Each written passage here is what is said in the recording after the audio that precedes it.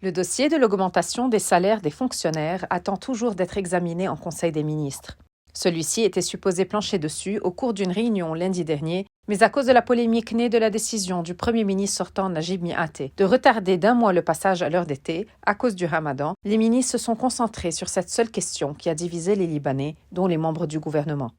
Le gouvernement voulait accorder aux fonctionnaires plusieurs bénéfices, dont l'équivalent de 5 litres d'essence par jour en guise de frais de transport, 2,5 litres aux sous-officiers, l'équivalent de 2 salaires aux militaires à la retraite, la somme de $300 au taux de Saïrafa aux directeurs généraux, de $250 aux fonctionnaires de deuxième catégorie, de $200 à ceux de troisième catégorie, de $150 aux fonctionnaires de quatrième catégorie et de $100 à ceux de cinquième catégorie.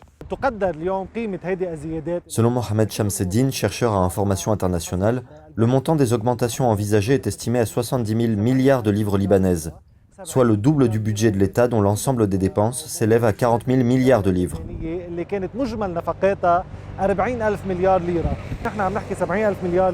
Les 70 000 milliards qui seront injectés sur le marché viendront s'ajouter aux 86 000 milliards de livres qui sont alloués annuellement à ce secteur.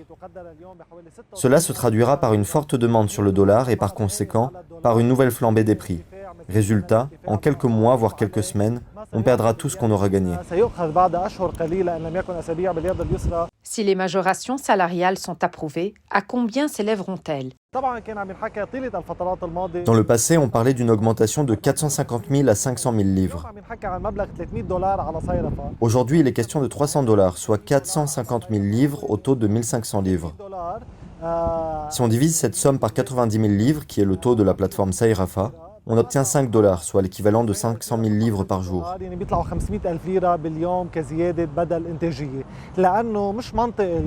Il n'est pas logique que les $300 soient multipliés par 90 000 livres. Sinon, on parlera de 27 ou de 30 millions de livres à titre de forfait de productivité par jour, ce qui est illogique. Donc, il est probable que ce forfait soit fixé à 500 000 livres.